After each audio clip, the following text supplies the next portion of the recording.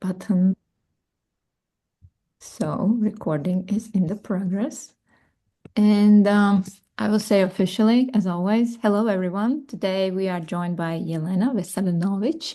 And Jelena brings more than 25 years of experience in global marketing, having worked with brands such as Coca-Cola, Danone, Jim Beam, and most recently Miro. Throughout her career, she has led global campaigns, built teams, and helped connect brand strategy, storytelling, and business growth. What makes Jelena especially interesting is that she's not only does the work, but also reflects deeply on it through her writing and thinking. She explores how marketing really works inside the organizations where challenges emerge and what it takes to align brand and growth in practice. Please join me in welcoming Jelena. Thank you. This was an amazing introduction. Uh, I wouldn't say it better, and I'm not sure how much is all true, but I'm honored and humbled. Thank you, babe, and thank you for inviting me here to speak with all of you. It's a huge pleasure, and I will share the presentation here. Okay, do you see it? Yes. Okay, cool. Good. And as I said, this was supposed to be a talk, then a presentation, and now I think I have 6 slides. So I will try to finish in like 30 minutes or so, 30, 45 minutes, so that we have time for the conversation.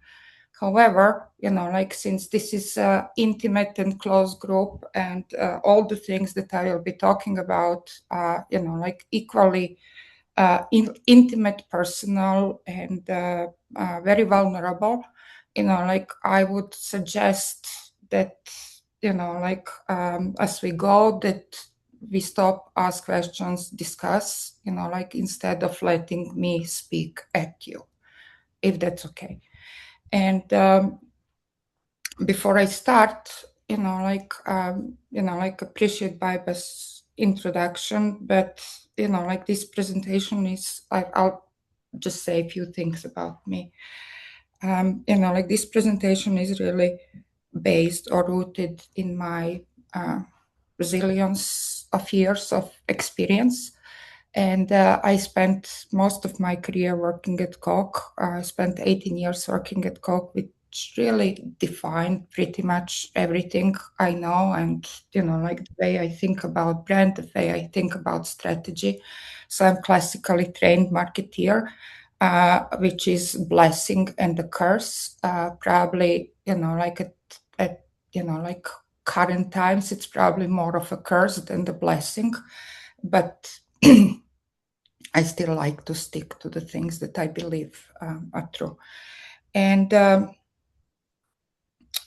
after, the other big milestone in my career, moving from Coke, was Miro, where I was leading brand marketing. And, in between, many, many other brands and clients, because currently I'm working as a fractional, CMO or head of brand, basically whatever the company needs. So I have an extensive experience and pool of clients, past and current. So the presentation is rooted into things that I learned throughout my career, or, better said, the things that I got wrong during my career. Some of these things, to be very honest with you, cost me a lot. Some of those cost me my jobs.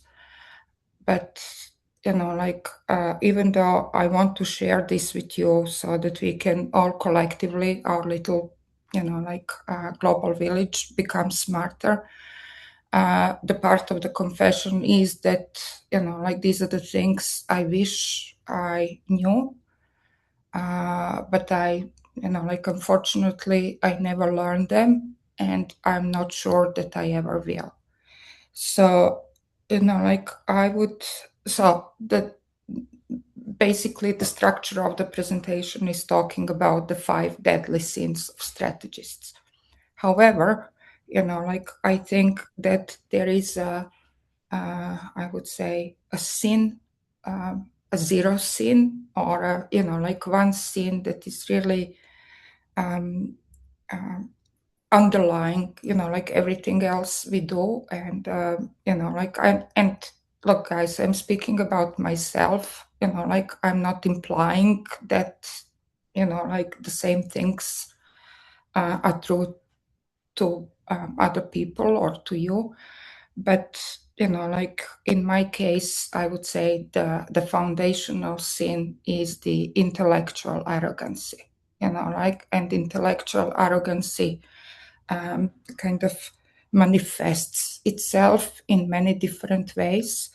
But the most important way that it manifests is thinking that you know things better than the others. And occasionally thinking that you know enough, or that you know everything there is to know, and not being open to change.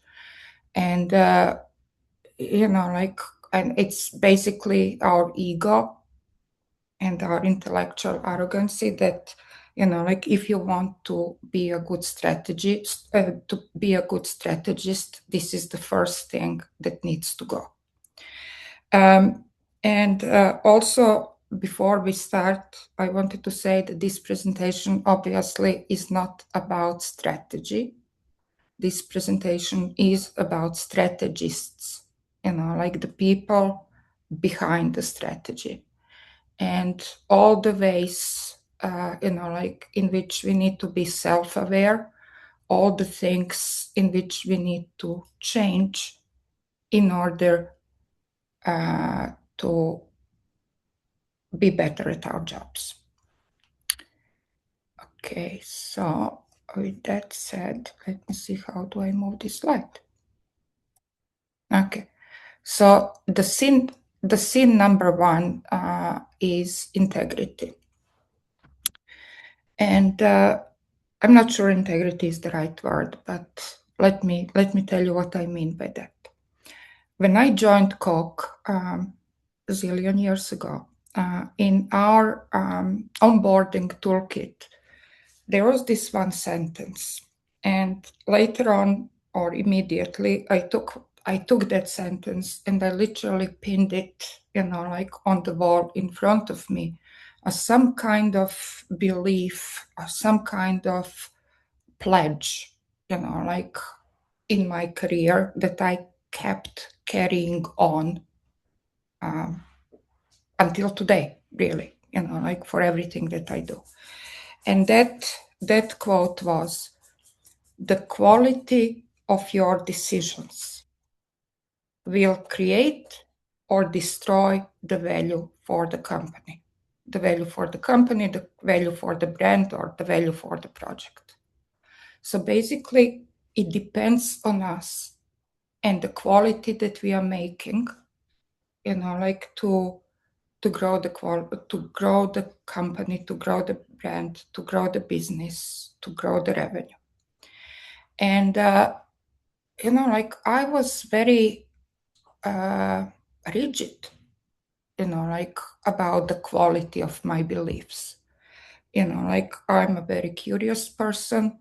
I was reading, I was learning, I always kept my knowledge current, I was always striving to be the best at what I do.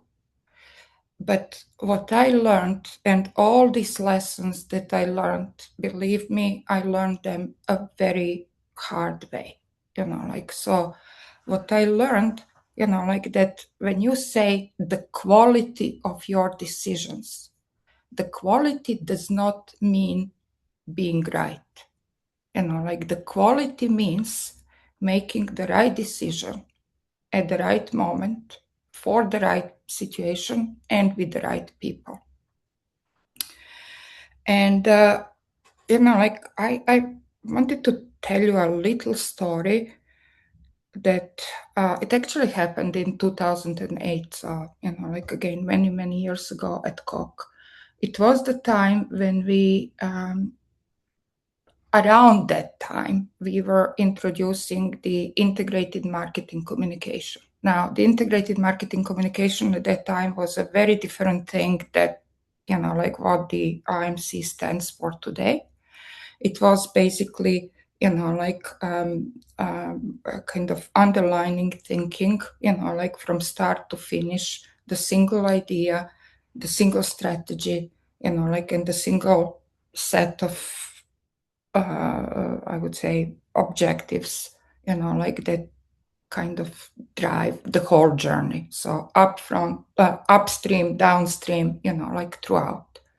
So that was the thinking behind the IMC.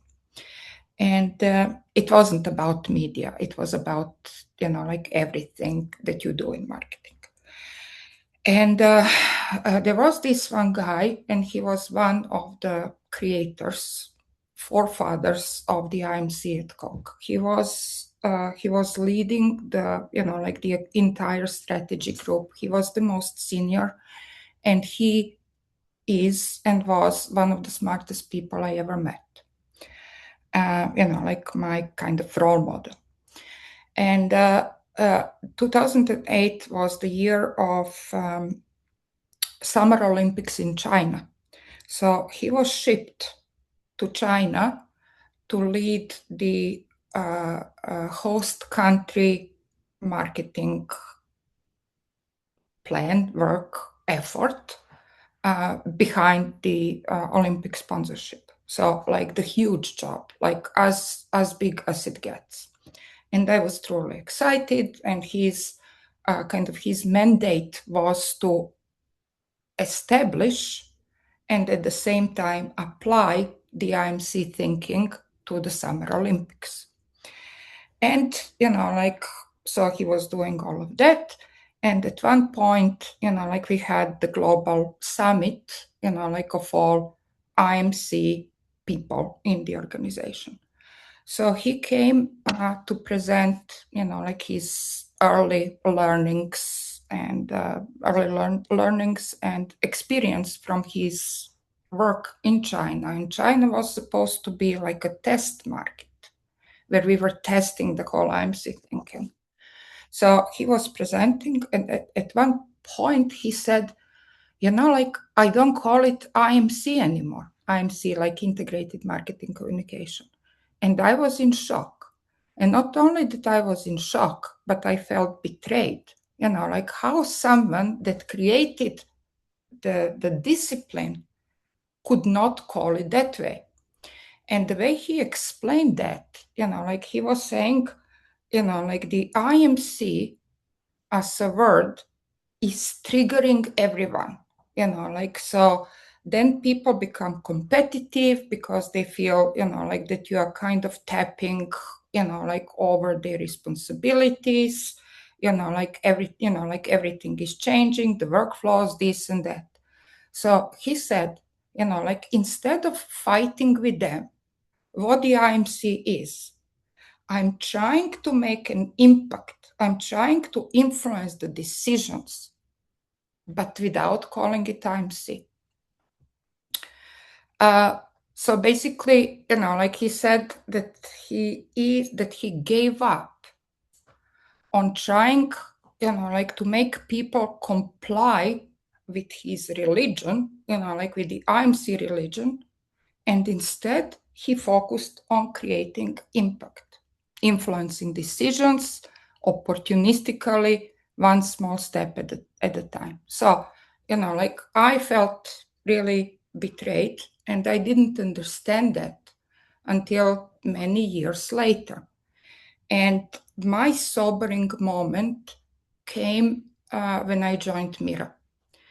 And, like to understand, and Mira is, like for those of you who don't know, like Mira is the leading, one of the like highest growing and leading B2B companies in US and globally. And so, like to understand why Mira was such a sobering moment, you need to understand that I went, like from this, like I call it like a brand heaven, like which is Coke, which worships the brand, like, and all of a sudden I fell onto this completely different planet called B2B, like, which is worshipping product, like, and, like they kind of pray to this, like Silicon Valley God, like, and their beliefs and their principles. So, like all of a sudden, I found myself in a world not only that I didn't understand, but the world that was in many ways hostile, like to my ways of thinking or to brand, like classical brand marketing way of thinking. So, like coming back to intellectual arrogancy, like I was super excited about the job. I was inspired, like I was all super confident. And I was like, I know exactly what they need. I know how to do it, like it's going to be easy. Like I just apply everything that I learned. I just apply everything I know, like, and I'll fix it. And, like it took me a long time to understand that that is not the way. That is actually not my job. And it is not my job, or it wasn't my job, because, like I found myself going against everything and everyone in that organization. Like I was simply trying to do the thing that no one believed in. And by saying I was trying to do the thing, meaning I was trying to build a brand, I was trying to build, like through, like creativity, visual identity, messaging, it's everything, like based on my brand marketing understanding, because that was my role. I was leading brand marketing. But then, like I realized that in my case, what was stripping everyone off is actually the word brand, because they didn't believe in it. They thought, like that the brand was the waste of everything, waste of time, waste of money, like completely like a wrong way to go about things. So I stopped using the word brand, because I realized, like that my job was not to say the right things. It's not to do the right things. It was to influence change in the organization. It was to influence the decisions.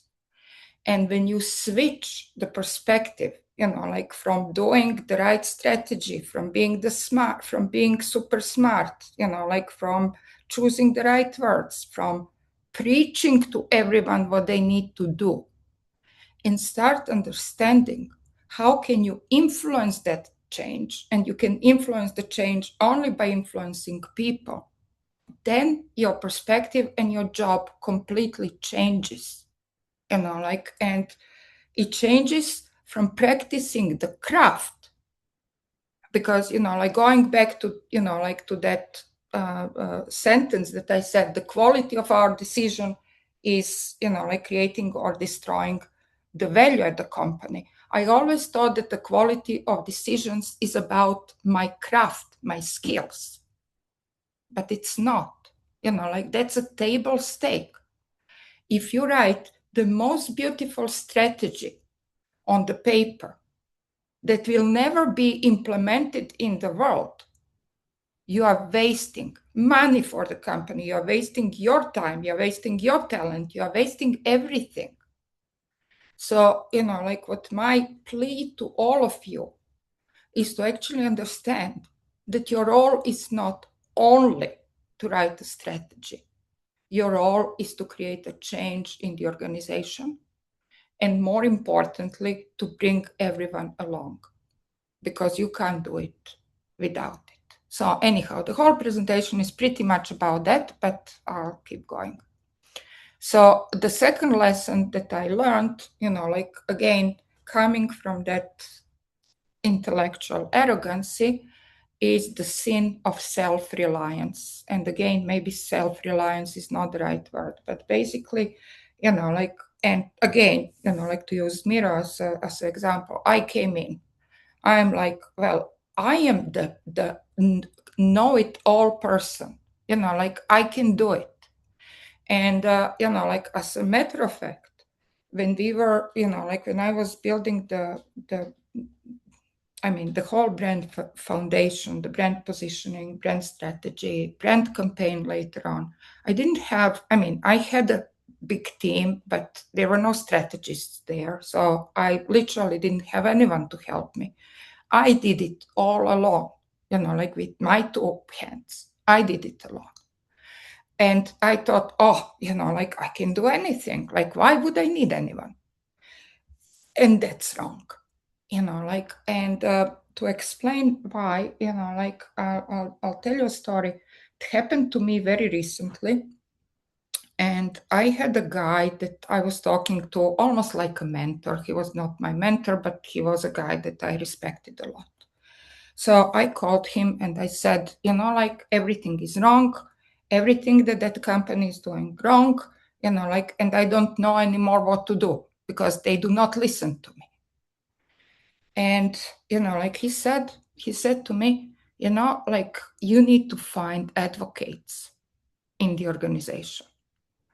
And he said, like by saying that you need advocates, I don't mean you need to find people that will agree with you. No, that's completely wrong. Like you need to find the people that will be passionate about the same thing as you are.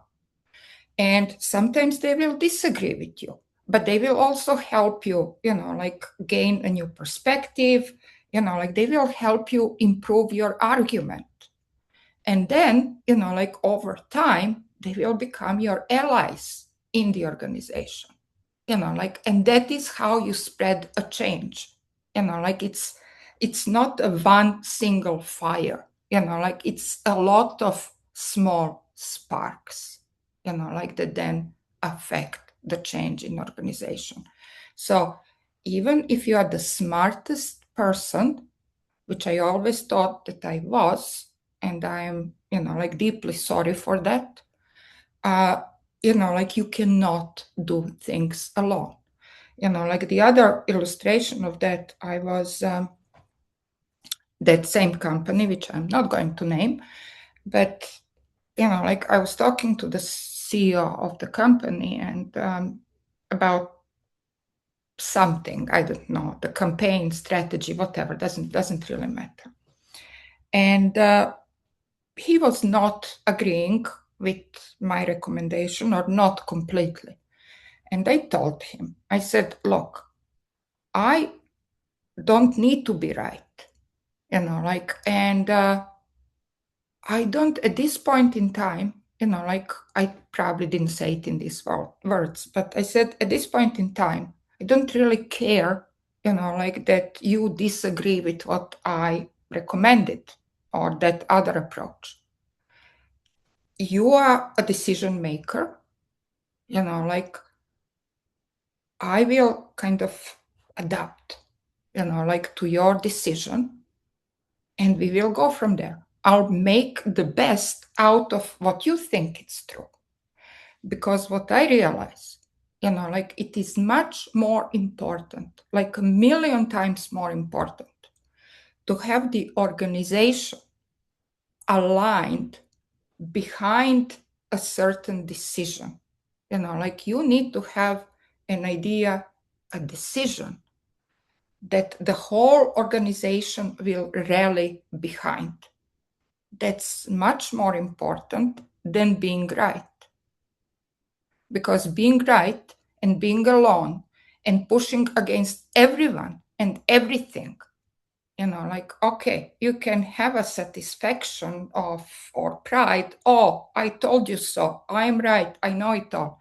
It will not take you anywhere. Like it will just exhaust you. And the company will not move because only the company that is aligned behind the strategy or behind the idea will move. So sometimes, or not sometimes, always, like it's much more important to gain that alignment and to go from there and change things from there than insisting on being right. And for that, you need other people, like behind you. So that's my second sin. My third sin is the truth. Oh, that one cost me all the money in the world. Because, like the other thing that you need to know, like I'm Serbian, and, like Bybek and Christopher know that because I said it in a previous conversation. And, like I don't care who is who, global village, whether I'm Serbian or I don't know, like from Guatemala. I mean, it's not important. What is important is the culture and the beliefs, like that I carry in my DNA, I guess. I don't know. And, like one important value for me is always speaking the truth. I never ever, like to what Misha said, I never ever adapted, like to the corporate world in America, like, and that like a toxic positivity and, like always being nice and positive and optimistic and, like using nice language, encouraging people and I don't know, giving stickers for, like everything you do. I'm not, like I like to speak like the harsh truth. And for me, culturally, that is the sign of respect. But more than sign of respect, it is when you care about something, when you care about someone, you want them to be better. That's why you're telling them the truth. Because you don't, like we don't have time for not speaking the truth. We want to change. And as I said, like this belief or this sin cost me a lot in my life. And I'm not saying do not speak the truth. That would be obviously wrong. I'm just saying, like that, uh, like if our job is to influence the change, you need to understand the people that you are influencing. And, like if you focus on people that you are influencing, like you, and these are our peers in the organization or stakeholders or the gatekeepers, whatever they are, like, and when you, like zoom on whose behavior do you need to change, you will understand about them in most cases, like that they are proud of what they do, that they want to feel good about themselves, like that they want to feel that they are creating value in the organization. So, like if you go to them bluntly and say, like, I think what you are doing is wrong, they will never change. And, like, so you need to understand or you need to learn how to wrap the truth, like in a way that will be perceived as valuable, like for the person that is receiving that truth. Now, like I'm not suggesting, because that would be awful, like to go to this positive, like toxic positivity and, like always speak about, I don't know what, butterflies and unicorns and, like rainbows. It's not about that. But it is, like the one lesson that I also learned very early on. Our curse as strategists, in most cases, like is that our role is to influence, but we often don't have the power. And our only power is the strength, like of our convictions and our ability to persuade other people. That's how we influence. Now, in order to persuade, there is the dynamic behind or underneath persuasion is reciprocity. Like if I go to Baiba and tell her, you know what, now you need to do X, Y, Z, like she will probably stare blankly at me and she'll say, why would I need to change? So, like what it takes is reciprocity. She needs to perceive what I am saying to her as a value, and value for her. I mean, for the whole organization, yes, but for her personally, how is she going to benefit from that? How is she going to be a better person, smarter person, more, like a successful person? And then in return, she will do what I want her to do. So what I'm saying, like it's not about toxic positivity. It is about wrapping the truth, like in a value-based language, like so that you can deliver, that you can persuade others through the value that you are creating for them, and then that they will change. So again, like going back to my arrogancy as a like a like a master sin, like I will say, I was always thinking, like I know what is true and I don't care. Like I will not stop pursuing that. But sometimes you need to step away, and the truth is your guide, the truth is your destination. But how to get there is different. So the truth is wonderful, but it doesn't change people. The value does. So learn how to speak in a value language, value-based language. Oh, perfection. That's a big one for me.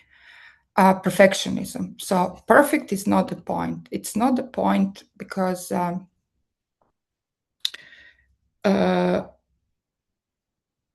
perfection can actually be toxic. And, like again, for me, that was a very, very difficult lesson to learn because I started at Coke, and at Coke, everything was always perfect. Like we knew how to do perfect things, and like perfect was the criteria. So it was easy. But then, like I went to Miro's brand. Miro didn't have a brand, like it didn't exist. And then, like many other companies after. And what I realized, like that some companies, if you're starting from zero, like, like at that time with Miro, if you're starting from zero, going from 0 to 100% is too much. It's too hard. It's too difficult. And it's disrupting the organization. So they're just simply not ready for it. Like you will create, like many, many enemies, like in the system if you're trying to be perfect. And, like one smart person at Miro who was a senior leader in the organization, like he told me this 80-20 rule, which I seriously hate. I despise that. And I cringe when someone talks to me about 80-20 because I'm like, it's either 100% or nothing. But he told me, like what you need to find is the point, like where the cost of, like next increment is higher, like the cost in terms of time, in terms of money, in terms of effort, in terms of people, like all of that. When cost of incrementally improving the thing is higher than the actual improvement. So, like usually it is around 80% because if you want to improve from 80 to 100, like it will cost you more of everything than the value that you will get. So I was like, okay, I kind of needed to learn to be okay with imperfect. And it's not even 80-20. Like sometimes when you are starting from zero, it's not 80. It's how to be every day better than you were before. And why is that important? So small steps, like perfection is not a destination, it's a journey. Like so you need to make small steps. And importantly, like along the way, you need to celebrate those small steps. Because when you celebrate the small steps, then people around you, firstly, they feel proud, they feel good about themselves, and they feel like that they are sharing in that success. And when they feel like that, like they will kind of learn to be excited about good, and they will want more of it. So basically, instead of being perfect, what is more important is to excite the people inside the organization about the improvement. And that opens the way to you to go from, like zero to wherever you're going. So don't wait, like for perfection. That's not good.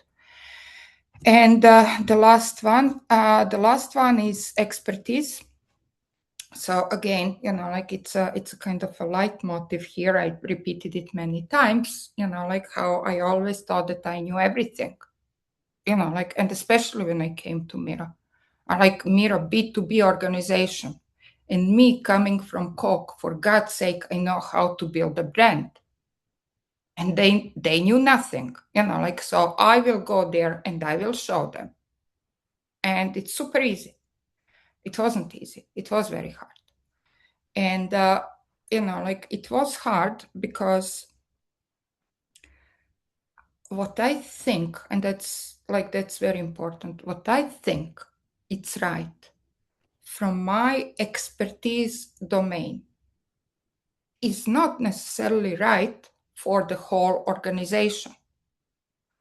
So, like instead of going after what you believe is right from your perspective, you need to understand what is right for all other people that you are influencing, like seeing things from their perspective, so that you can define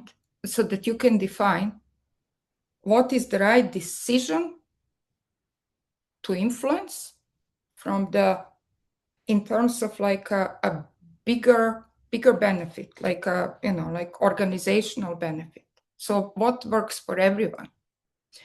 And like I don't know, like if you guys know this old series, like a TV series called Doctor House.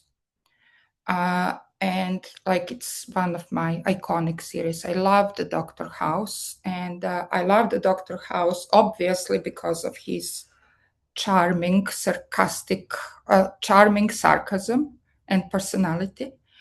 But like what I like more is actually like the brilliance and his ability to diagnose the right problem.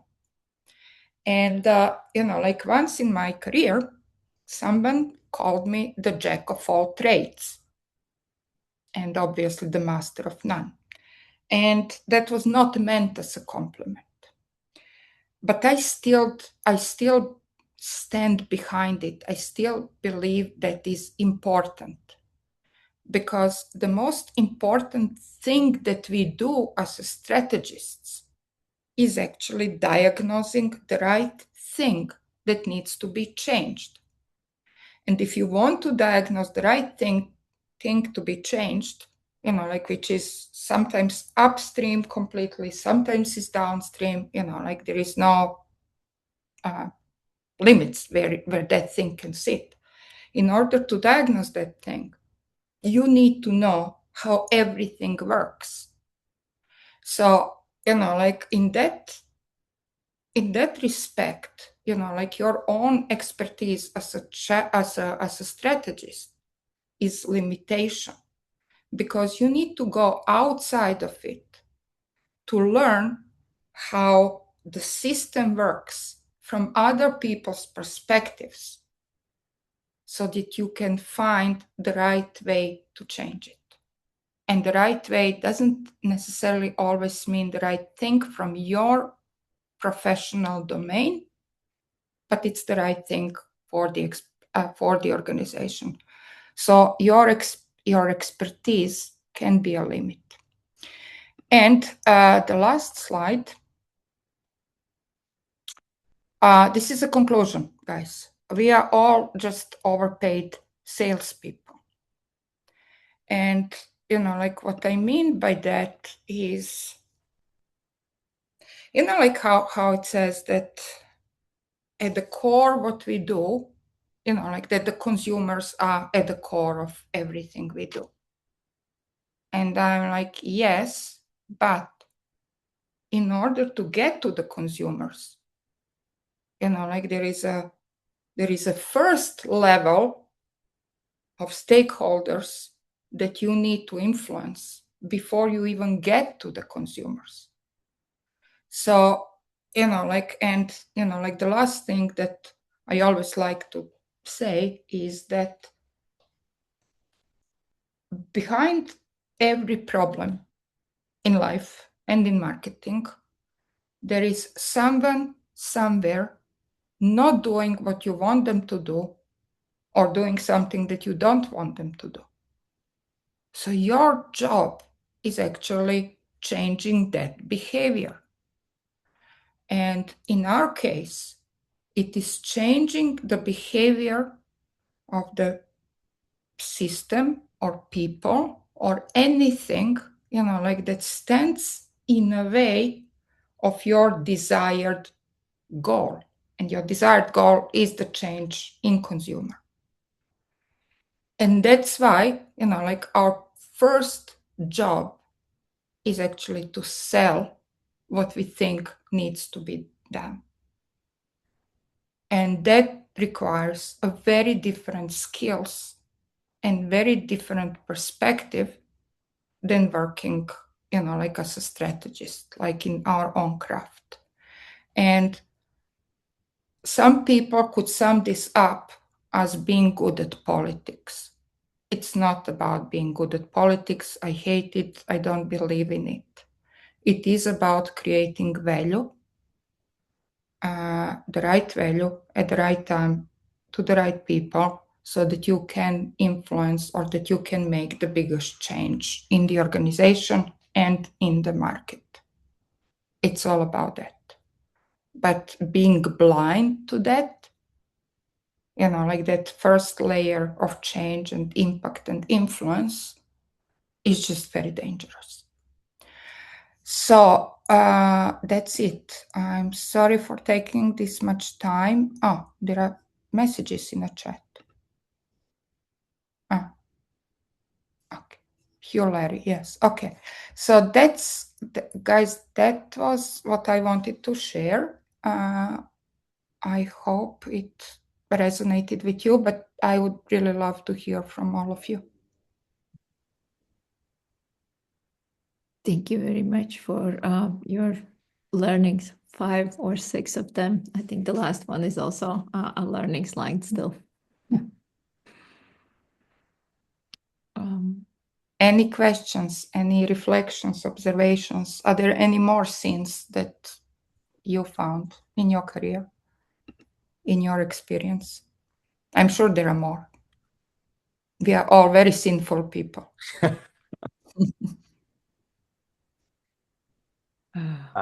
I'll jump in. I really love this last one because it can be a very uncomfortable place to be, but yet often it is the place to be where you can feel you can provide the most value, maybe on a daily basis. And I like the way that how you put that into context of there is still value to be derived from sticking in there and trying to get someone to open them up to maybe a different way or another way to think about doing something. If they've been pounding their head against the wall all day long and they're still not making a dent and they want to break through that wall, oftentimes we as strategists feel the obligation to say, did you notice there's just a door around the corner that goes through that wall? Or did you notice maybe up to the right there's a window that we could sneak through? But yet you just see them pound they've got their blinders on and they're pounding their head into this wall with the objective of breaking through it. But like there's a door right over here.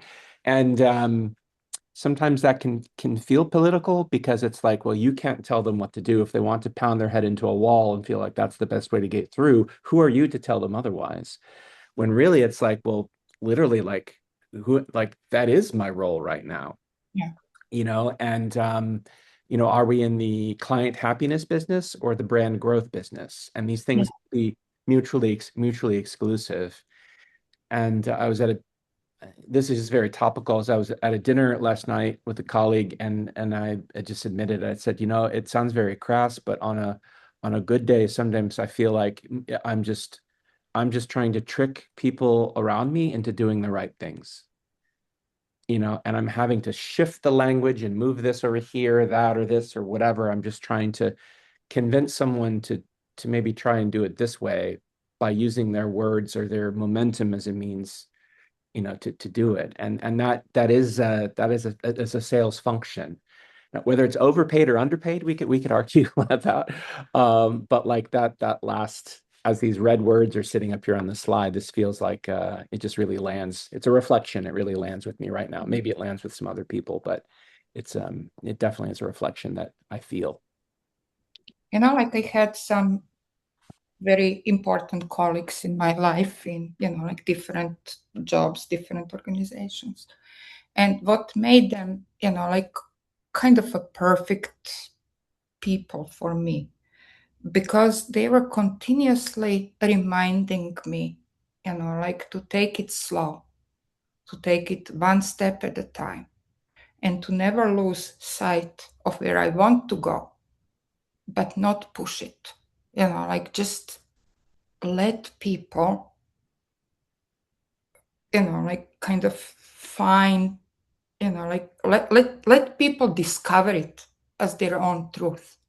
And you need to take them there. You need to hold their hand and to take them to discover that as their own truth and their own value. So you need to build allies, you need to build advocates that will, like impact that change together with you. So my biggest learning from Miro, like is again, like I thought I was brought there to create a brand.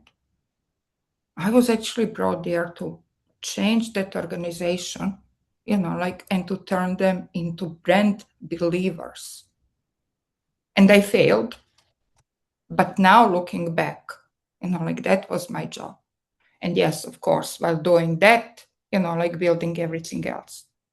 But if you just blindly, like focus on your job, which is craft, skill, all of that, you will not succeed. So either you need to have bosses, friends, people around you, like you, who will protect you and shield you, like and help you get there, or you need to have that ability to sell, like by yourself.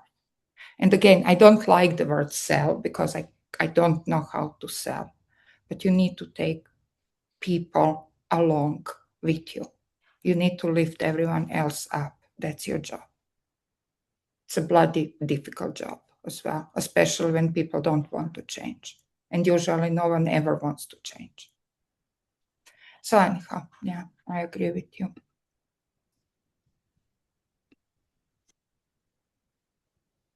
Anyone else wants to share their thoughts or ask the question to Jelena? Or reflect on what she shared? I will. Though I'm really sorry, Elena, I had a call coming that I had to take for a study I'm running. So I'm sorry I missed most of it, but I very much feel what you're saying about having to bring people along with you. If you haven't kind of talked about the details of it, like how do you manage assessing the depth and the shape of the information that you need to give across a period of time? Because I think it's not like pitching, or coming up with a campaign where you have kind of one shot that is a story. When you're selling within an organization, it's like slowly, gradually over time that you have to do it. And that skill is about the relationships with individuals and what like an individual can understand, if that makes sense. So I was wondering if you have, if you've had that impression as well. Maybe I'm wrong. Maybe it is more like pitching. And when you do, kind of how do you start thinking about assessing it in terms of how far you can take someone and how much information you need to get, give them, or how you would frame that information over time? Like I will not answer directly or immediately that question, but before that, like when I was at Coke, we had, I believe, like 6 different communications objectives that, like any campaign, any project could take one of the 6. And one of the 6 was, can't remember now how we articulated it, but basically it was about enthusing the system, like engaging the system, making the whole system enthused about what you are doing. And, like I thought that was just like I don't know, just the thing that we do. But it's not just the thing we do, like it's a condition for everything else to happen. Now, why am I saying this? Is sometimes, like it's not even about teaching them. It's not about educating them, because they are all people, like that in all, like in their own domains, like are experts probably. So why would you teach them? It is about making them proud, like to be part of that change. So, like, and making them recognize the value in what you do. So that's what I was saying, like if you're taking the change slowly, step by step, and like making people how we are better every day, like in some ways getting, I don't know, more impressions, more clicks, more likes, more something. Like they start being, or you are doing, like some big campaign and you are sharing it and everyone is loving it. They want to share it with their friends and moms and, like all of the parents. So it's just creating an ambition or a truth, like that people will be able to tap into and find themselves and be proud. Because once people see the brilliance, like that creates an appetite and they want to have more of that. So I think, like I think that the first step or the universal step is to create that hunger for being excellent. So I think that's it. And then, like the one thing I would say you must not do, and, like I did it a million times, is to preach things, like to come through as like a condescending voice, like that is teaching everyone else what to do. Like, and I found myself so many times in a situation, like where I was in a room with people older than me, more senior than me, more powerful than me, and I would go and, like teach them something. Like, who am I to teach them? They already know everything they need to know. So again, you need to convert everything you're saying, like from, like into a language of value and opportunity. I hate that. But, like what Christopher was saying, like there is a window there is a door around the corner, like let's all move there so that they see it. I think it's more important that than teaching. But sometimes with some people, yes, you're right. It is about presenting the information. What I was doing with my team, like when I was at Mira, I was doing some like a Friday evening, afternoon sessions, like sharing inspirational things, like bringing in inspirational speakers, because I truly, truly, truly believe that, like it is more important to connect with people on the level of value and make them want that, like instead of teaching them. Because if they want it, if they are curious, they will come to you to learn. So I don't know. I can't really give you the answer, but it's different for like different people, different problems. Sometimes it is about like presenting the proof information. Sometimes it's more. I mean, always is about connecting people on the level of values, but sometimes it requires a hard proof.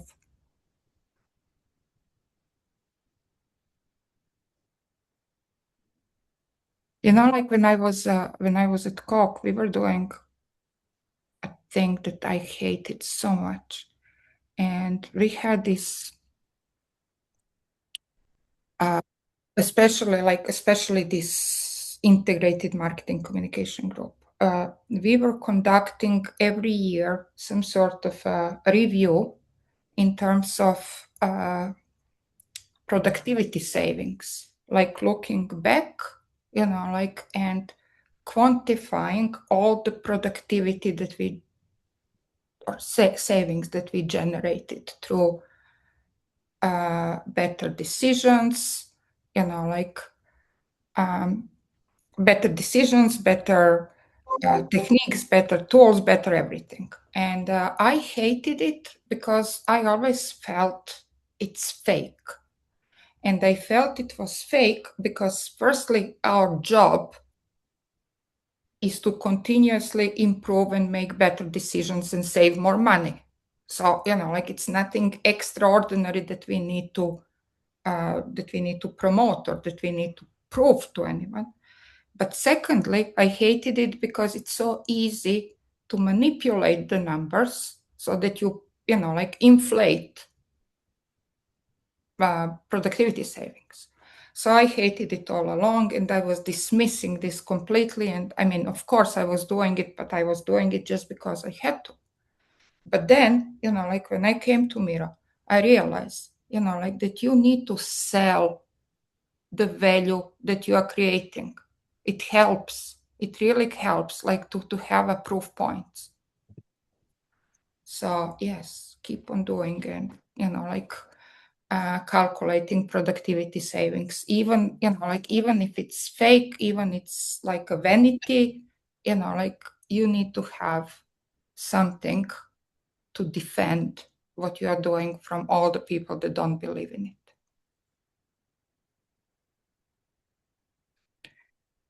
Yes, that's that. I have a question. Yeah. You are always talking about, and I do believe this is still kind of resonating with me from our podcast interview.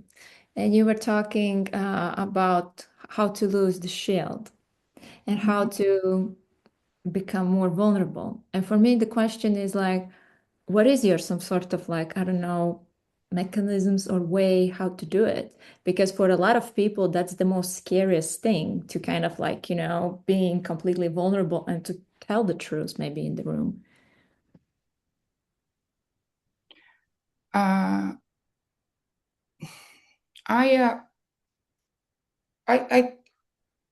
again, I don't have a problem, telling the truth in the room. That's my strength. I never had a problem. I always say that. That doesn't bother me. But you know what? My bigger problem where I need to lose that shield and be vulnerable is that, as my husband would describe me, probably, he's saying that I'm very stubborn.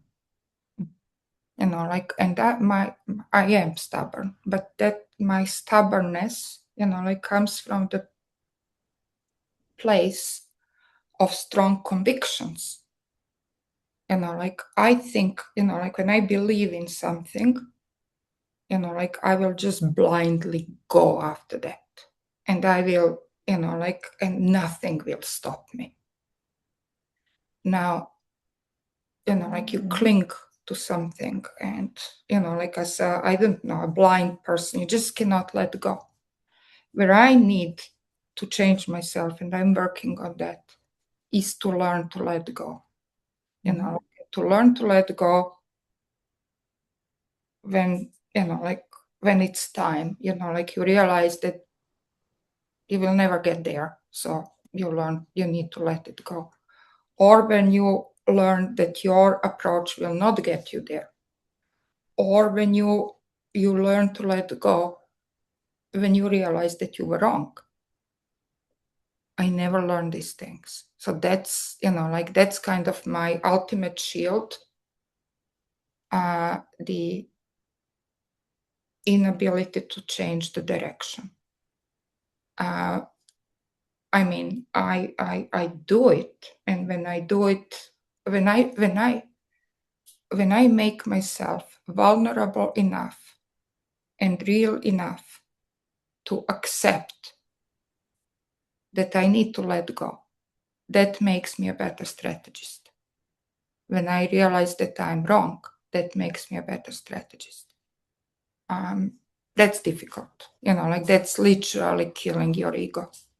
And it's very important. I'm learning, but at least I'm aware of that. Misha.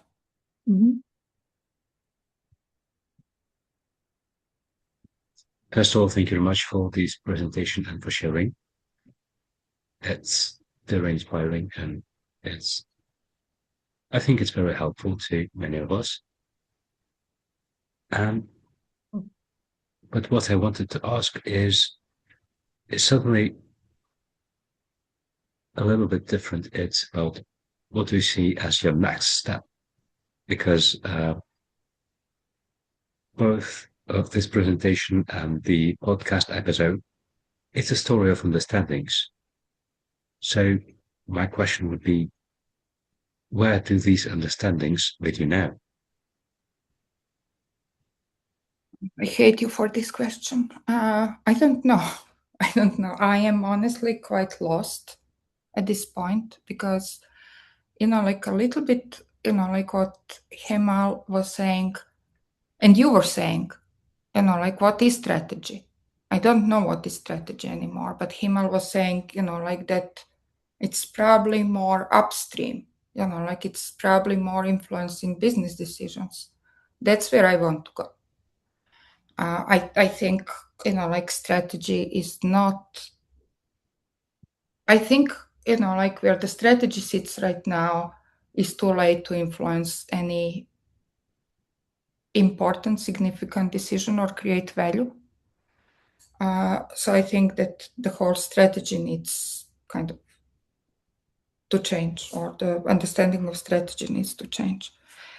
But, you know, like what I think what bothers me even more, or what confuses me even more, if the whole way we think about brands and brand building and, you know, like brand marketing discipline, if this is still the truth, you know, like, because, you know, like, again, my experience from Mira was very painful, you know, like, because again, I was going against the Silicon Valley religion. But, you know, like, and I hate that. But, you know, like at the same time, the whole B2B world does not really believe in brands. And maybe that's changing. Maybe it's changing too slow. I don't know, you know, like, but it's very hostile environment for brands. But then, you know, like you are even seeing it in a CPG world. You know, like everything is about creating short-term value. Everything, you know, like, so no one really believes, you know, like in building equity, because, you know, like the way the brands are being whatever born and die, like that, you know, like time frame is getting shorter and shorter. So why to invest into equity if your brand might not exist, you know, like 3 years from now? So it's all about, you know, like monetizing the demand. So what, you know, like I still believe in a brand. I still believe in a brand, and I always will. But I think we as a strategist need to rethink, like what is the brand today and what is the value of the brand. So I don't know, Misha, I don't know what's next. Like Thank I you would very love, much. I would love to find some place, like where people want to do, like hard work and fundamental work and, like make that impact in the world. But honestly, I didn't see many of these people or organizations. Yeah. Let's hope. Let's hope. Yeah, I'm sorry to, like be so pessimistic, to be Dr. House. Hemal, what signals do you use to know to let go, physical or emotional? What signals? Oh, I don't know what signals I'm using. I'm not good at that. And again, like I had friends in my past life. I was fortunate to have some very good friends. They were usually my guardians, like, and they were telling me when it's time to stop. Um, I'm much smarter now, like much, much, much smarter because again, like if you see the change as a process and not as a destination, like you take it in little steps as much as you can do today and tomorrow, etc. So, like if you just see that, I don't know, like in this last company where I was, like where I was working, I was doing this brand positioning and it was like a long and painful and all of that. And, like we presented to the CEO and he agreed to that and everything was wonderful. And then, like 3 months later, he told me, like, well, like I'm not really convinced about that brand positioning. Like, I'm not saying no, but, like I don't feel it really. And I was like, okay, fine, good. Like let's start over. Let's do something new.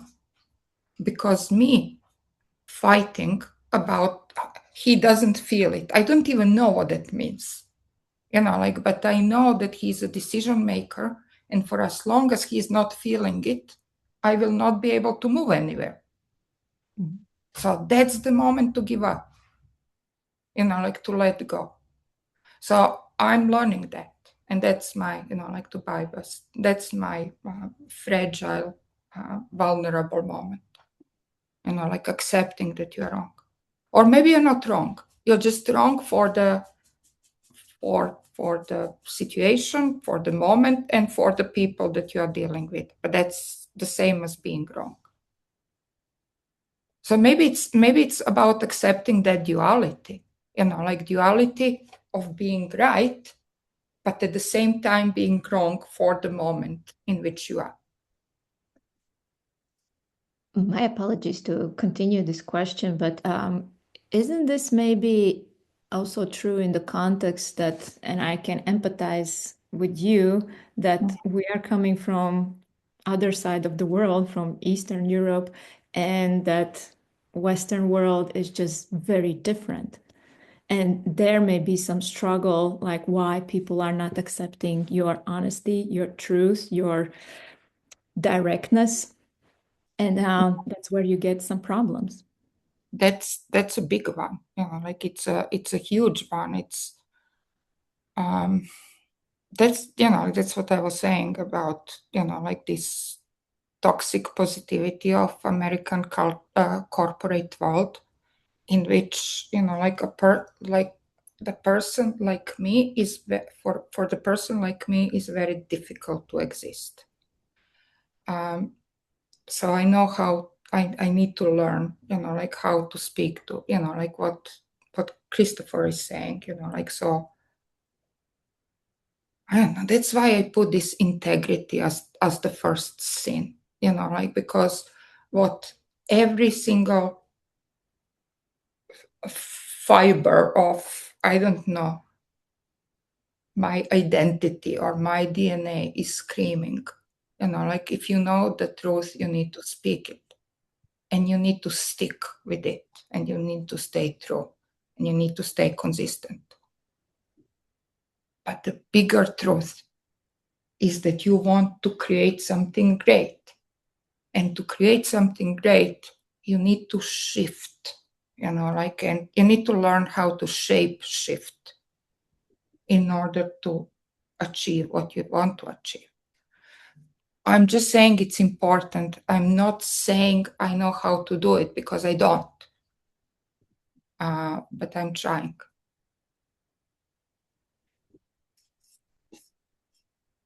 So yes, I think it's a cultural thing.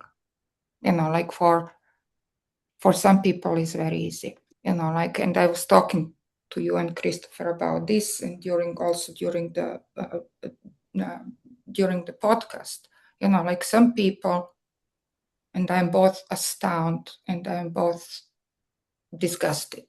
Like I had people around me always, like that know how to speak in a way that doesn't say anything.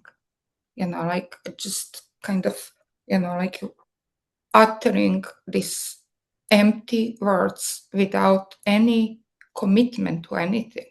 Like, but they are just wonderful English words, and they feel very confident, and like they sound right. Mm-hmm. But they don't mean anything. Some people know how to speak that, I don't.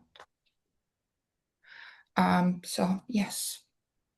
I'm sorry, Jelena. I'm laughing because I always call it word salad.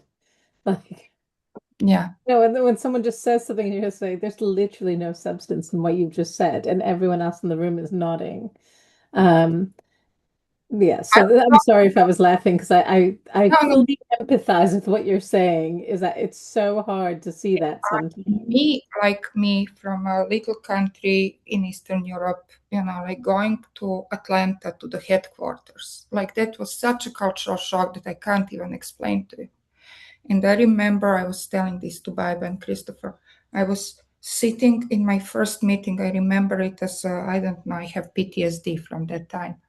I remember sitting in this meeting, and like I was feeling, like as if I came to the place of gods, like because all the gods sit in a Coca-Cola corporate office. So I came, like to the meeting with the gods. And then, like they were talking about something and talking and talking and talking. And I'm like, okay, English definitely is not my native language. And, like that's a serious limitation. But I'm listening to these people and I'm thinking, okay, I understand the individual words. I have no clue what they are talking about. And, like after the meeting, I'm like, what was this meeting about? Like I was in a shock. I didn't know what to do until I, like didn't learn, but I at least learned to interpret the corporate bullshit. Do you know what helps me in those situations? I read it once, Helena. It's a trick. It has nothing to do with strategy. But I read once, I think it was from another like woman who was writing about being in these meetings, and you see the truth, and this word salad is happening everywhere. And she said, maybe it was a woman. Anyway, the article said, sing the song Poker Face by Lady Gaga in your head. And literally ever since I started doing that, it's kind of solved it, because I would sit in those rooms and get so angry. Yeah. Right? And I would try, but it would like showed all over my face. Like I just couldn't.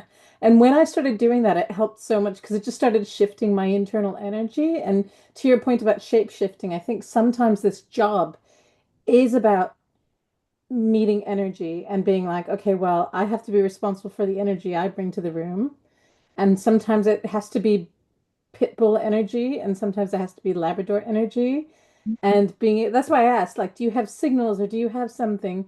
And the poker face thing was just because then you can just like kind of laugh about it, and then after the meeting you can go pull someone to the side and be like, can you just explain to me what Yeah. happened? Like, I And missed it, and that's I don't know why I missed it. So maybe if you can talk to me like I'm 10 years old, you can help me understand, and then you can play the fool a little bit. yeah. No, Is that's always good. But but like so, yeah. what you said about that your face, like that you can see it on your face. That is the problem, like because I still did not master, like how to hide that on my face. Lady Gaga's poker face. Literally. Yes, because Watch the meeting and listen to it. I had a problem one time. Like you learn that you cannot like you learn when it's the time to stop disagreeing with everything. Like so you stay silent. But you can stay silent and hold back as much as you can. But the contempt shows on your face and people can read it. And what you're saying, that you are responsible for the energy that you are bringing, that's very true. The other thing I heard this actually yesterday or 2 days ago, and I thought it was brilliant. It's a person who teaches meditation, and he said, practice smiling with your bones. Mm. And I thought, oh my God, that's brilliant. So, like, we smile with our mouths, and you practice smiling with your mouth, you practice smiling with your teeth. But if you can practice, and if that's too hard, like, smile with your eyes, like everything else neutral, smile with your eyes, smile with your bones. Can you smile with your hand? How would that look? How would that feel? And I've been doing that, and I'm like, it's very interesting because it's a really nice cue to kind of shift with the energy and being like, okay, my shoulders are tight. How do I smile with my shoulders right now? I will think about that. Yeah, I've just been trying it for a couple of days, and I find it really like an interesting thought experiment, if anything. So just something to share. Yeah, I need to learn that. Okay, let me see if there are any other questions. I think David shared some question in the chat. Yeah. Maybe if you want, David, if you are here, maybe you want to join the conversation. Oh God, how long is that cap? David, I don't see him. It is in the chat. Yeah, I think his camera is off and mic is off, so that's why I tried to encourage him to maybe join the conversation, to not be shy. We are not kind of like, judging anyone or, biting anyone. Yeah, well, David was saying about, like our own reality or individual reality versus shared reality. That's absolutely true, like, and that takes humility, like to, again, like step away from your own truth, like and learn what is the shared truth and then take that perspective to solve the problem. So, and admitting that more often than not, you are wrong, actually. And another bonus sin is stop judging people too soon. Like, because that's again one of my things that I do. I immediately go and I sort people, like into my people and everyone else. And I was so many times wrong. And like, and it's not only that it costs me something, but what it costs me, it's actually opportunity to learn from some really smart people that I completely disregarded, like from the start, because I didn't want to have anything with them. So yes, that as well. Anyway, maybe you want to join the conversation. Otherwise, we are just chatting. Everybody's so shy. Only Hemal and I we are like, yeah, please. No. Please. Can you hear me? Yeah, we can. Yeah. Hey, first of all, thank you so much for sharing your learnings. I mean, lots to think about. In fact, I'm just processing all those points, right, that came into the picture. And I think I was just thinking about, like, even when it comes to probably looking out for jobs within an agency setting, right? Like, probably getting an understanding of what that culture really appreciates. Is it more leaning towards strat or is it leaning more towards creative? I think would be an interesting way to sort of keep in mind, because then it's half of the battle won. Because if I am seeking a very strat based role, but if that agency is leaning more towards ideation, so then it's not the right fit. So these are the thoughts I was just having in my head head, like while you were explaining the points of, understanding the culture, seeing what that place really values. So yeah, that's what's Yeah. in my head. No, thank you for saying this. And, like that's not something that I touched, but it is something that I'm thinking a lot about, which is, like whether you actually fit in the place or not. Like, and realizing if you don't fit, maybe it's better not to go there because Yeah. it will cost you too much. Like it will Yeah. cost you, I don't know, like it will cost you your beliefs, your energy, your, I don't know, ambition, like because you will have to, yeah, that's the danger actually. It just took me to a very different place because, like in all these things that I said, there is a extreme, like that you have to make yourself too small or smaller than you are, like in order to find what Christopher was saying, this window or this door through which you can impact the change. So you need to make yourself small, you need to shrink so that you fit with other people. And that is a painful process. So sometimes it's worthy, sometimes it's not. So if you go, like you need to be very clear, like if you are not fitting with a place, and I was not fitting with Miro, like is it worth, like shrinking yourself for something that you will maybe never even achieve? But that process of shrinking is real and it's painful. So I would rather find somewhere where I can actually affect the change and spend my time there. So, yeah. Got it. Thanks. Thanks for that.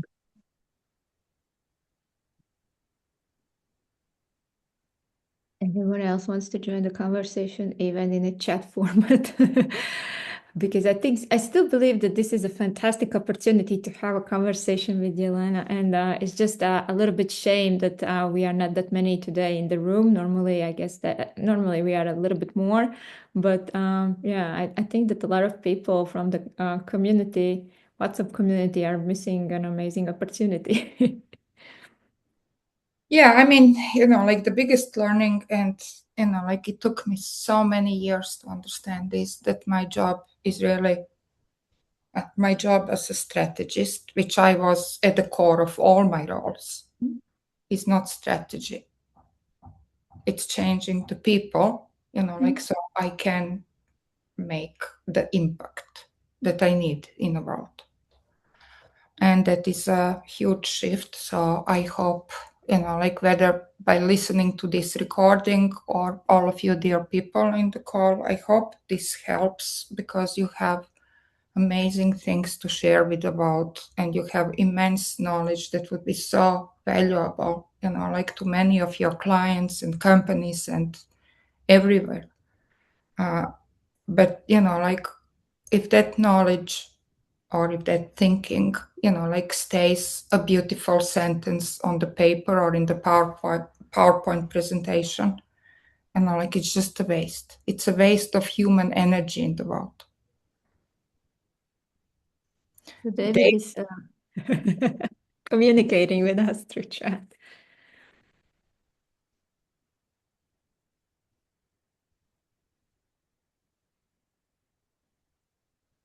Yeah. Grass is always greener, yes. Structure, no structure, yeah. I think both are dangerous.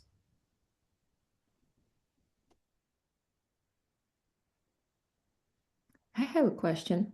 Mm-hmm. How to keep to be resilient? Because in your career, you spent, I think it was 18 years at Coke, and it's a lot of time in one place, and still you kind of find a way out from this company to change something in your life. I do believe that also kind of required a lot of energy and a lot of, push from you to kind of like, break this some sort of like I don't know, relationship with this company, but how to stay resilient even for such a long time in one place? Because nowadays there's a pattern that everybody is like kind of like changing their jobs or their companies like every 2 to 3 years, or sometimes even every 6 months. Yeah. That is a great question, and everyone calls me resilient all the time, and I'm like, I don't even understand what that means. But now when I look back, I probably was. And like what is interesting, I think that Coke was the best job, like that I had, and not because of the job and the opportunity, but because I learned the most. And I think how I stayed that long, like goes down to two things that is probably connected. Like the first one is the conviction, like my conviction that I want to do that. And the second one was being stubborn, like I just didn't want to let go. And, like there were definitely many more wonderful moments, like during that time. But there were many of very bad moments. And, like in many ways, there are different things. There is a Coca-Cola as a brand, there is a marketing as a discipline, and then there is a corporate culture at Coke. So in many ways, like I was always going against that corporate culture, like, so it was just, I was in a constant conflict, and that conflict is really painful. And, like I've been seeing throughout my career, many people that I loved and I deeply respected, like leaving Coke. And I remember I was angry at these people. And I was angry because I was always saying, it's easy to leave. That's the easiest thing. Like you don't like something, you leave and you find something else. It's more difficult to stay and try to change things.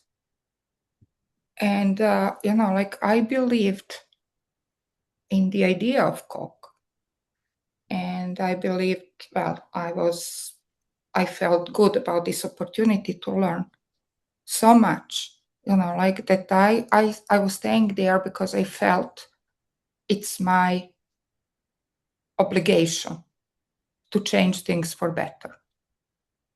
And because I had that strong belief, that's what makes you resilient. Like then, like how, what's his name? Oh my God.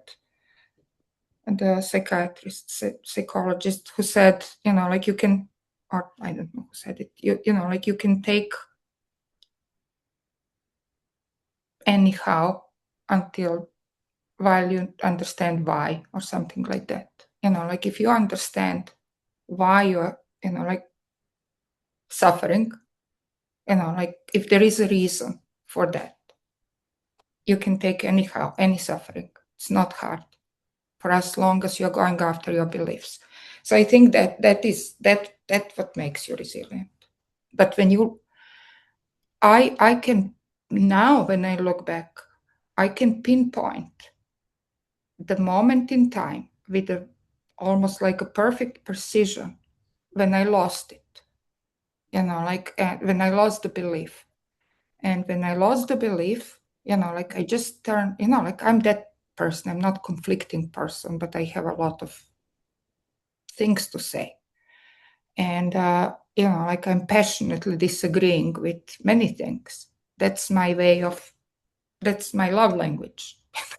Yes. Well, that sounds stupid, but it's true. When I become quiet in the room, that's the moment when I stop believing. And that's the moment when I disengage. And that's the moment when I lose the resilience. because there is no why, there is no reason anymore for me to stay. So that was always the truth for me.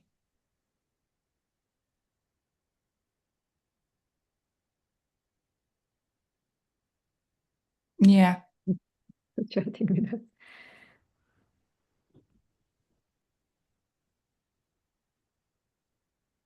But then, unfortunately, the corporate culture, I write about this, the corporate culture favors and promotes the cheerleaders, the people that are always agreeing with everything. When you are disagreeing, you are becoming, I don't know, a persona non grata. And, so they don't even notice when you go quiet. So instead of measuring the what is it, and employer engagement, they should probably start measuring, the I don't know, the level of noise. Because for us there is a noise, there are people that care about it. Please.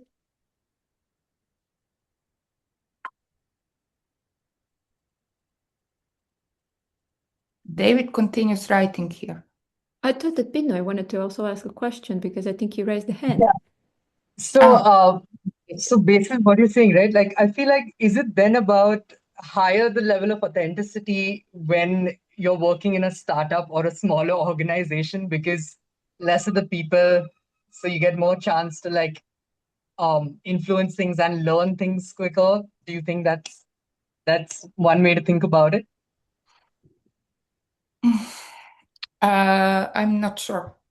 I thought about I thought the same way. Now I'm not sure. I mean, it depends on people, it depends on the startup. I don't think there are rules.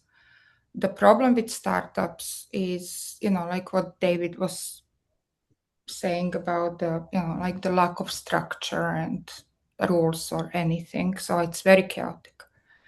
But that doesn't scare me really. What is typical for startups, most of the startups have a very strong founder culture, meaning that founder is always right. And, that's the limit to which you can disagree with anything. It's startups are really, so the difference between Coke, let's say, the difference between Coke and not Miro so much, but, other like a smaller places and clients, at Coke, you could disagree because the value of your argument would always win. If you can disagree for as much as you want, or, for as long as you have a valid argument, you can disagree and you will be heard. So that's not a bad thing.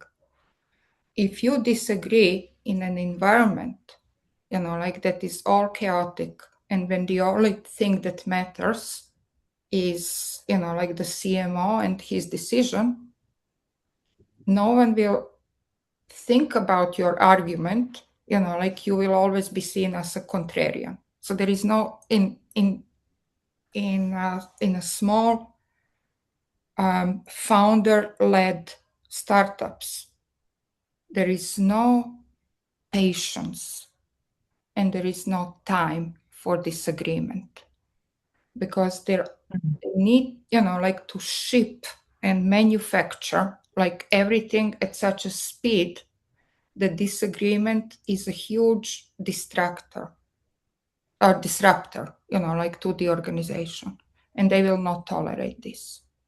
So yes, if you are aligned with everything that the founder is saying, then it's great. But I think that compliance is very important in these small organizations. Where do you get your strengths? because to stay against some sort of like flows in which everybody is kind of floating in one direction, it's very hard to kind of like stand against that kind of like a flow.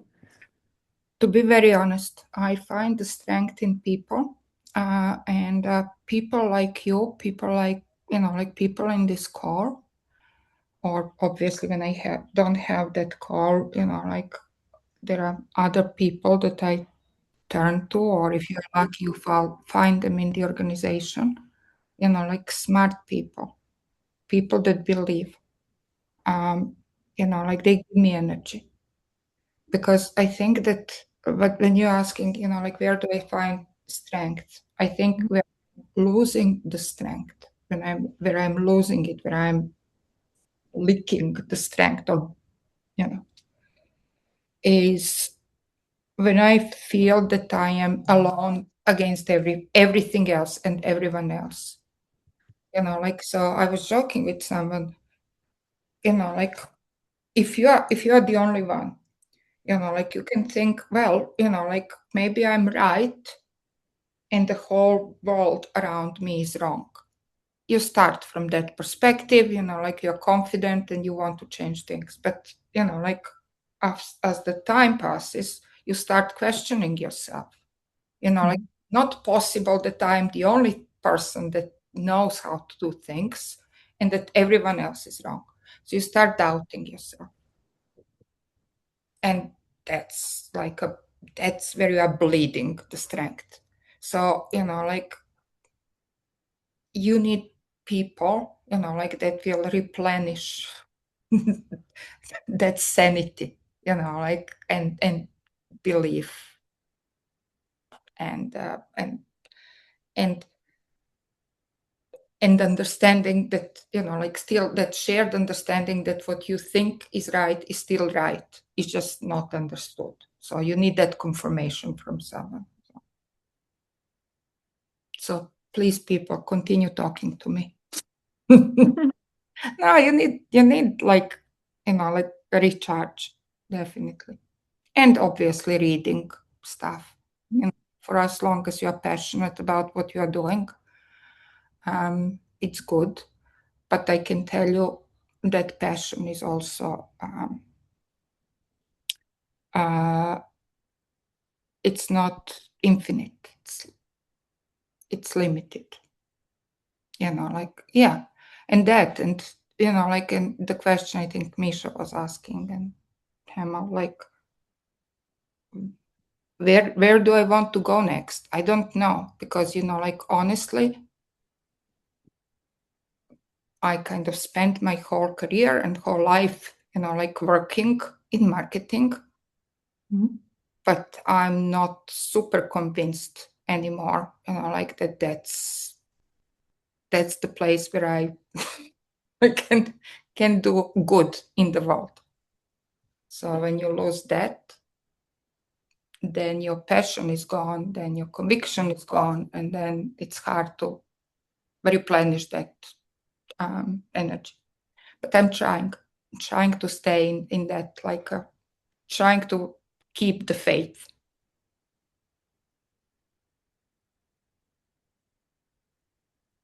Yeah, I think that whenever I have had a conversation with you, either it was before the podcast or during the podcast or even today, I always feel like you are my confirmation bias in a best possible way. That it just feels like, oh, there's a role model, almost like a person who has went a little bit farther in her career and in her life and has understood so many things. And it's just like, wow, I feel like I'm getting confirmation whenever you are, talking.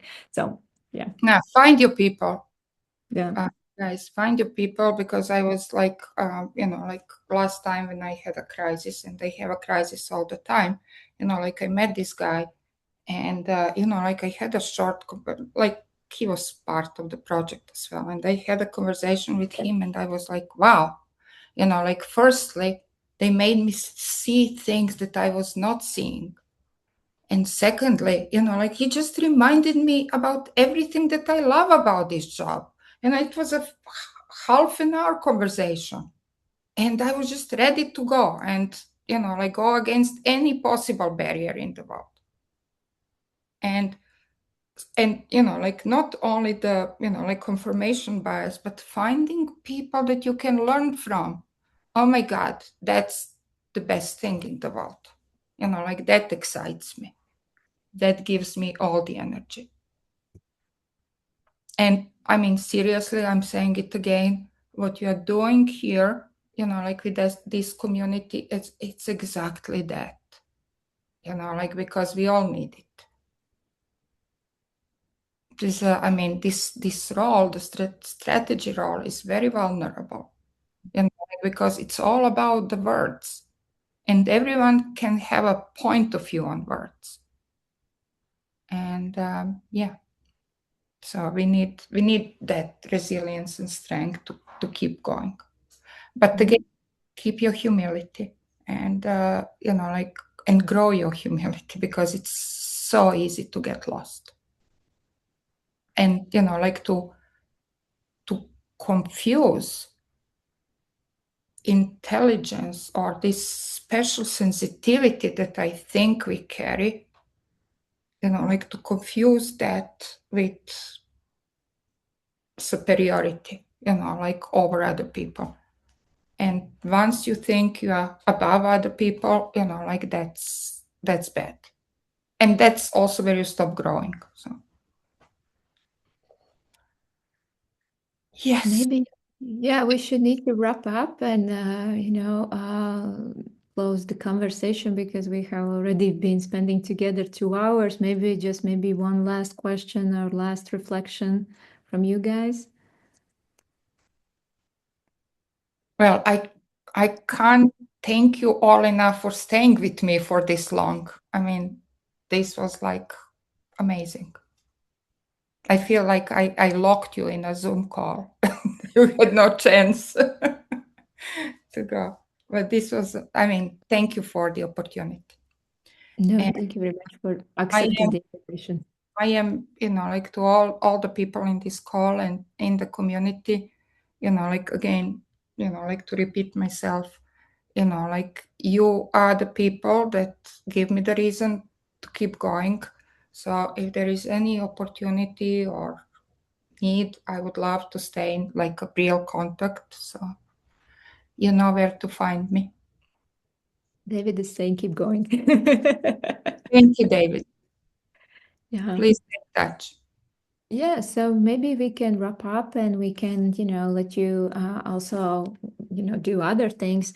I do believe it was super interesting for everyone who joined. I do believe just because it's outside, summer and everybody is kind of like spending their time outside. I do believe that's why we have less people in the room, but I do believe there will be still a bunch of community members who will watch the video recording from today's session. So I do believe the conversation will be still rolling in a WhatsApp chat. Okay, and I will. I will add verbally another scene to the presentation, which is not having life. So, like to all the people that didn't join because they were spending time outside during the summer, I said, good for you. Okay, then have a nice everyone, have a nice evening, have a nice day, have a nice morning from which part of the world you are joining, and let's meet after 2 weeks where Heidi Hackemer will be joining us on June 18th, and let's see what she will bring in the room because I heard that she wants to talk about AI and human intelligence, nature intelligence, and how to combine all of these intelligences together and what is the benefit from one and what is the benefit from the other. So I do believe it will be an interesting chat with her too. That's amazing, and she's amazing, and I can't wait. I'll definitely join. Yeah, thank you. So let's all stay in touch on WhatsApp and have a nice rest of the day. Thank you, guys. Thanks. Yeah. Appreciate you. Bye. Thank you. Yeah, bye.